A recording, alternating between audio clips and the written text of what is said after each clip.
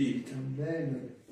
Mas veja bem, em outro tempo nós andávamos nos desejos da nossa carne, fazendo a vontade da carne e dos pensamentos. E éramos por natureza filhos da ira, como os outros também. Mas Deus, que é riquíssimo em misericórdia, pelo seu muito amor com que nos amou, estando nós ainda mortos em nossas ofensas, nos vivificou juntamente com Cristo, pela graça sois salvos. E nos ressuscitou juntamente com Ele e nos fez assentar nos lugares celestiais em Cristo Jesus, para mostrar nos séculos vindouros as abundantes riquezas da sua graça, pela sua benignidade para conosco em Cristo Jesus. Porque pela graça, olha o quanto Paulo insiste em dizer, pela graça sois salvos. Graça é um favor que nós não merecíamos. Porque pela graça sois salvos, por meio do quê? Da fé. E isto não vem de vós, é dom de Deus. Foi Deus quem plantou essa fé no seu coração e fez com que você cresça nessa Bíblia. E quando você ouviu o chamado, essa fé que estava aqui simplesmente reconheceu que era a voz daquele que havia colocado a fé ali e disse: eu aceito. Amém. E a partir desse momento, ele simplesmente começa a trabalhar na nossa vida. Porque o desejo, o propósito final de Deus é fazer de você uma casa para Ele. Amém. É fazer de mim uma casa para Ele morar. Glória a Deus. E eu faço a pergunta para vocês, meus amados irmãos: quem é que faz a casa? É o morador. Se o morador é caprichoso, aquela casa vai estar limpa. Aquela casa vai estar organizada.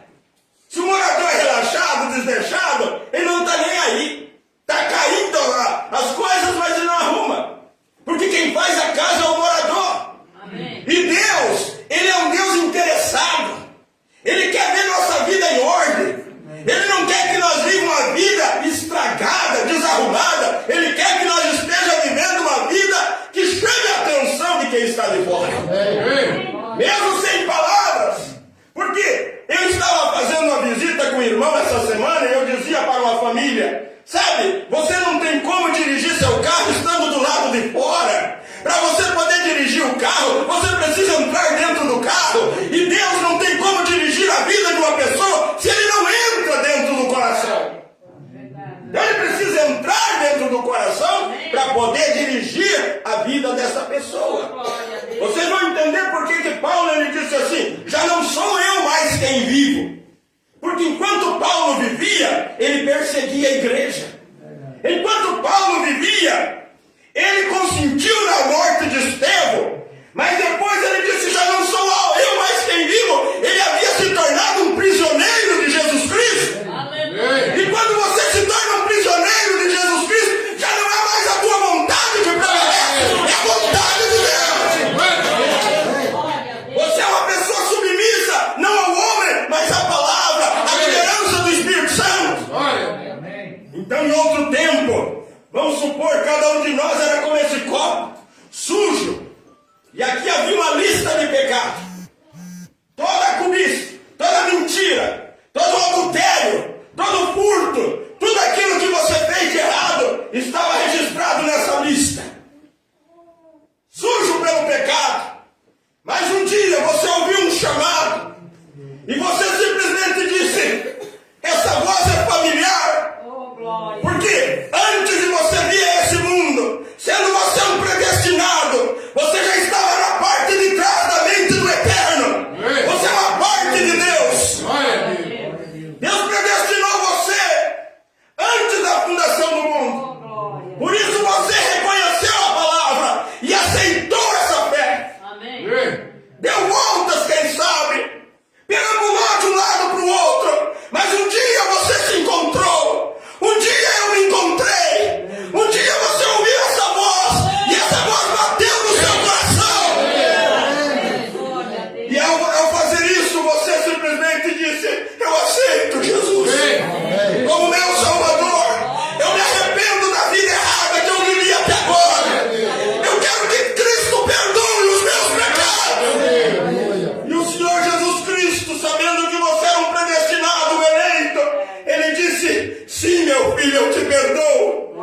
sabe o que ele fez? Ele pegou essa lista de pecado e tirou de você. Amém. Amassou ela e jogou no mar do esquecimento. Pra nunca mais se lembrar. Louvado seja o nome do Senhor. Por isso, Romanos 8:1, a Bíblia diz, portanto, nenhuma condenação há para os que estão em Cristo. Mas observe, não tem mais a lista, mas o copo ainda está sujo. Porque esse foi apenas o primeiro passo da primeira etapa. E a 3ª etapa, justificação. Estava vendo a palavra justificação pela fé, significa que Deus declara justo quem crê em Jesus Cristo, perdoando de todos os seus pecados, e é um ato soberano de Deus que não pode ser obtido por obediência humana à lei de Deus. É uma obra exclusiva de Deus. O único que pode nos justificar é o Senhor Jesus Cristo. Eu posso pregar como for, eu não consigo justificar uma pessoa. Eu não consigo converter uma pessoa. Mas o Deus Todo-Poderoso, Ele consegue converter uma pessoa. E sabe o que significa conversão? Uma mudança de mentalidade. Antes de uma pessoa se converter, ele tem um tipo de pensamento. Mas depois que ele se converte, ele passa a ter outro tipo de pensamento. Pedro, antes de se converter, ele andava armado com uma baita espada na cinta. Se facilitasse, ele brigava. Mas depois que ele se converteu, Jesus falou para Pedro, quando tu te converteres, confirma teus irmãos. E um dia Pedro passou pelo processo da conversão. E disseram, nós faremos contigo, como fizemos com o teu mestre. Pedro agora não tinha mais arma. Ele disse, eu não sou digno de morrer como meu mestre. Me crucifiquem de cabeça para baixo. Porque agora já não era Pedro se dirigindo, era Cristo dirigindo Pedro. E quando você passa a ser dirigido por Cristo, as pessoas não entendem mais você. Você passa a ser um estranho. As pessoas dizem assim, se fosse comigo, eu não levava esse desaforo. É um tipo de pensamento. Mas quando você se converte, você pensa diferente. Você age diferente. Você vive diferente. Porque não é você. O carro não vai aonde ele quer. O carro vai aonde o motorista quer que ele vá. Não é mais você. Não sou mais eu. E aí você estava assim. E aí Deus diz assim, não pare aí, meu filho. Você precisa ir para a 2ª etapa. Você precisa ser santificado. E a palavra santificar significa a santidade é um conceito que está relacionado com a pureza, a ausência de pecado e a dedicação a Deus. Também está relacionada com o comportamento que deve ser seguido para se chegar o mais perto possível da santidade de Deus. Aí você vai ver na Bíblia, irmãos, a Bíblia dizendo, sede santo, como é santo o vosso Pai que está no céu. Aí você diz, mas como eu vou dar conta de ser santo? Você precisa do Deus Santo morando em você. Por isso o tema é, que casa me edificareis? Qual será o lugar do meu repouso? Aleluia. Porque Deus, você teria coragem de tomar água nesse copo? Nesse estado? Não. Sim ou não? Não. Por quê? Sujo. E nesse? Sim. Será que Deus teria coragem de entrar numa casa assim? Não.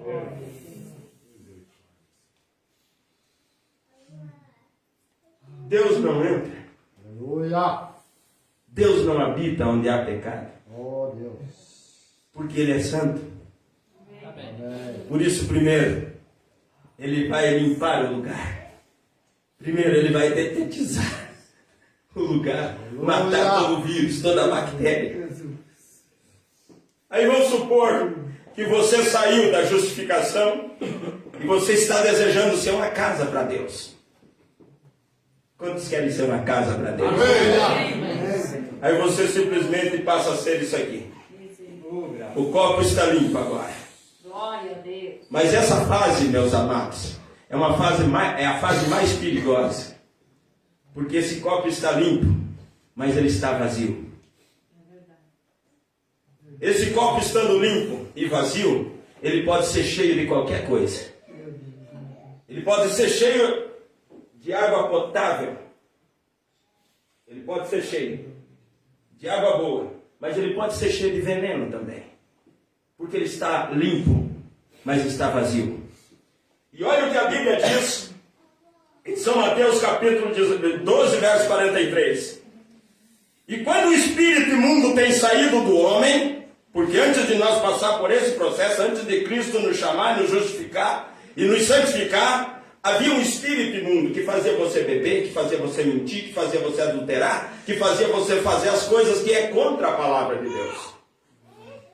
Fazia você viver uma vida imoral. Por quê? Porque era um outro motorista dirigindo sua vida. Mas agora trocou o motorista. Oh, glória. Agora trocou o motorista. Eu tive uma experiência um dia, irmão Baltazar. Estava viajando e aí o avião, a hora de pousar, a diferença era no pouso. Aquele primeiro piloto chegava e sentia o baque quando ele ia pousar. Aí chegou numa altura, trocou de piloto. O mesmo avião. Mas quando tinha que pousar, pousava macio. Depende de quem está no comando. Se Deus está no comando, você vai andar com segurança. Amém. Porque Ele jamais vai te conduzir por lugares perigosos. Mas agora, a Bíblia diz: e quando o espírito imundo tem saído do homem, anda por lugares áridos, buscando repouso, e não encontra, todas as casas estão ocupadas. Aí olha o que ele diz: então diz, voltarei para a minha casa de onde saí. Por isso eu disse que essa é uma fase perigosa. Depois que a pessoa se limpa, não está mais nesse estado, está assim. Mas se ela não se preocupar em se encher com o Espírito Santo, aquele velho espírito mundano volta. E olha o que diz a Bíblia. Então diz, voltarei para a minha casa de onde saí, e voltando acha desocupada, varrida e adornada. Então vai e leva consigo outros 7 espíritos, piores do que ele, e entrando habitam ali. E são os últimos atos desse homem pior do que os primeiros. Assim acontecerá também a esta geração lá. Por isso você vê um desviado. Ele faz coisas que antes não fazia. Porque agora não é só um dirigindo a vida dele, é 8 espíritos. Ele quer aproveitar o máximo. Quer experimentar um pouco de tudo no mundo, do pecado. Por isso eu falei, meus amados, que essa fase é uma fase importante, mas perigosa. Aí você pode perguntar, mas então, pastor, o que eu preciso fazer? Depois de chegar na segunda etapa, chamada santificação? A Bíblia diz que nós precisamos disso. Porque em Hebreus 12, 14, sem santidade ninguém verá Deus. Por isso nós cremos em santidade. Amém. Por isso nós cremos em viver uma vida contramão do mundo. Porque a Bíblia diz que os santos vão julgar o mundo. Vamos supor que eu seja um juiz. Eu não participei diretamente, mas indiretamente eu participei de um ato criminoso. Que autoridade eu tenho para julgar aqueles que foram pegos? Se eu sou tão cúmplice quanto eles. Por isso nós devemos simplesmente andar diferente do mundo. Mas veja bem, aí você diz assim, a pessoa pode perguntar, mas e o que eu preciso fazer depois de me santificar? Santificar é se limpar. Limpo e separado para um serviço. Se a pessoa mentia, ela já não mente mais. Se ela fumava, ela já não fuma mais. Se ela se prostituía, já não se prostitui mais. Ela está limpa, ela se limpou. Ela se despojou daquele velho homem. Aí você precisa começar a pedir para Deus te encher com o Espírito Santo. Amém. Glória a Deus. Aí você começa a dizer, Senhor, venha fazer morada em meu coração. Venha tomar o controle da minha vida. Cada culto que você vem, você diz, Senhor, eu ainda estou aqui. Eu sinto que falta um pouquinho mais do Senhor na minha vida. Eu quero mais santidade, eu quero mais pureza. Eu quero viver uma vida mais longe do mundo, mais perto de Ti, meu Deus. E você começa a orar. E Deus começa a te derramar do seu Espírito na sua vida. E você vai orando. E Ele vai derramando. E você vai orando. E Ele vai derramando. E você vai orando. E Ele vai derramando. E você vai orando. E Ele vai derramando. E você vai orando. E Ele vai derramando. E você vai orando. E Ele vai derramando. E dali um pouco, você está tão cheio que já não cabe mais. O diabo vem com as suas ofertas, mas está transbordando do Espírito Santo. E quando ele joga as coisas dele aqui, não tem espaço para entrar, cai para fora. E você está tão cheio de Deus. Mas ainda o diabo, ainda ele tenta te desanimar. E se você para, você começa a consumir. É igual o carro, enquanto anda, ele simplesmente vai queimando combustível. De vez em quando ele tem que parar num posto e reabastecer. E nós estamos aqui recarregando nossas baterias, porque nós não queremos ficar vazio, nós queremos ficar cheio de Deus, cheio até transbordar. Mas olha uma coisa, irmãos, ser cheio com o Espírito Santo ainda não é ser batizado com o Espírito Santo. Existe uma diferença em ser cheio do Espírito Santo e batizado com o Espírito Santo. Porque a palavra batismo significa imersão, é imergir, é se esconder, é ser sepultado. Mas vamos supor, você ainda continua. Você diz, eu ainda sinto que eu tenho alguns vestígios do mundo. Eu ainda gosto de algumas coisas do mundo. E eu sei que isso não está agradando o Senhor. E esse sentimento é o próprio Deus que coloca em você. Você diz, Senhor, eu não quero ser deixado para trás. Eu tenho lido na Bíblia que o Senhor exige santidade da minha vida. Eu quero ser santo, meu Deus. E aí você está lá na sua casa e você está dizendo, Senhor, eu quero mais de Ti. Você faz como Robertson. Robertson entrou no meio de um milharal e ele se ajoelhou no meio daquele milharal e ele disse, Senhor, aqui está o Robertson. Eu vim para buscar o batismo com o Espírito Santo. Se o Senhor não me batizar, eu não vou sair daqui enquanto o Senhor não me batizar com o Espírito Santo. Se o Senhor não me batizar, quando voltar, nesse lugar encontrará um montinho de ossos. Serão os ossos de Robertson. Porque eu não vou sair daqui enquanto eu não receber o batismo com o Espírito Santo. E aí você continua buscando. E aí você está aqui. E Deus vai te enchendo. Você está em casa, você está pedindo. Faz como aquela irmã. Às vezes nós podemos confundir emoção com o batismo do Espírito Santo. Uma irmã veio ao altar e ela começou, Senhor, eu quero que o Senhor me batize com o Espírito Santo. De repente ela sentiu uma emoção e ela gritou e saiu dali. Alegre, contente, o William Branham estava no púlpito. Ele disse, irmã, ainda não, continue buscando. E de repente ela não foi desobediente, ela continuou buscando. De repente ela deu um grito e disse, salve meu Deus. E foi naquela hora que ela foi batizada com o Espírito Santo. Irmãos, nós não conseguimos nada se nós não estiver desejando. Nós não vamos conseguir nada se não houver um desejo sincero em nosso coração. Tem que haver um grito de desespero. Sabe por que Ana conseguiu um filho? Porque ela entrou no templo em desespero de alma. Aí vamos supor que você quer o batismo, você já está cheio, mas você quer ser batizado, quer ser selado. E não sela-se uma carta enquanto não conclui ela. Para ser selado precisa concluir, a obra precisa estar concluída.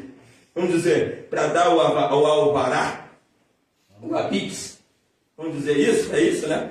Exige-se o habits, quer dizer que aquela casa está em condição de receber os moradores.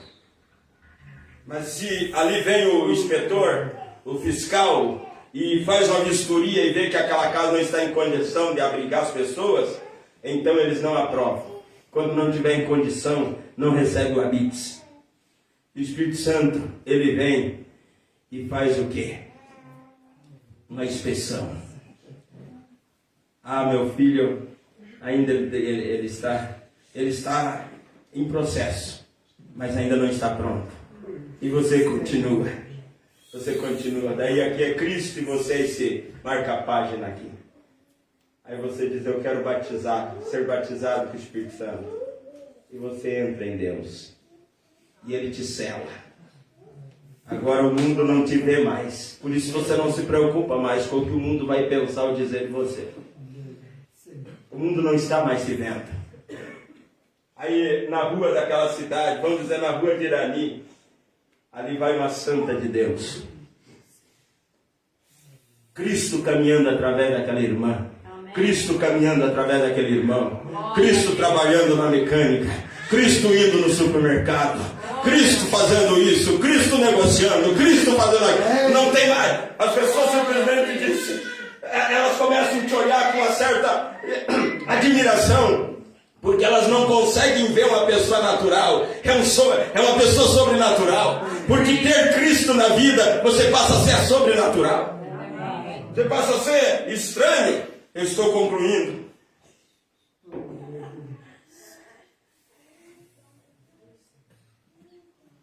Primeiro Tessalonicenses 5:22, a Bíblia diz, abstende-vos de toda aparência do mal. Abstende de toda aparência do mal. E o mesmo Deus de paz vos santifique em tudo, e todo o vosso espírito, e alma e corpo, sejam plenamente conservados, irrepreensíveis para a vinda de nosso Senhor Jesus Cristo. Amém. Fiel é o que vos chama, o qual também o fará. Amém. Quer dizer, é Ele que vai completar a obra. Você precisa estar desejando. Precisa estar desejando. Na mensagem O Futuro Lar Celestial, o futuro lar do noivo celestial e da noiva terreal, diz assim, o primeiro passo, observe como Deus deixa isso claro para nós. E se isso não fosse uma grande confirmação, uma grande e amorosa bênção vinda de Deus, quando eu vejo isso e vejo que desde menino, a primeira vez que Cristo tratou comigo, eu sempre ensinei essas 3 etapas da graça. Observe se isso não é verdade agora. Assim, o primeiro passo é o arrependimento para com Deus. E depois disso segue-se o batismo nas águas. Batismo nas águas. Arrependei-vos e cada um de vós seja batizado em nome de Jesus Cristo. Veja, o batismo nas águas vem em seguida, mostrando que o arrependimento foi genuíno, ou para remir os nossos pecados passados. Isso não tem nada a ver com o pecado futuro. É unicamente para remir. Arrependei-vos e cada um de vós seja batizado em nome de Jesus Cristo. Para quê? Para a remissão. Tirar o pecado passado não tem nada a ver com o futuro. Quer dizer, se a pessoa batiza, se arrependeu e se batiza, mas continua vivendo em pecado, isso aqui, esse pecado futuro não foi apagado. Aleluia. Se ela não se arrepende, se a pessoa não se arrepende, ela vai ter que ir diante de Deus com aquele pecado.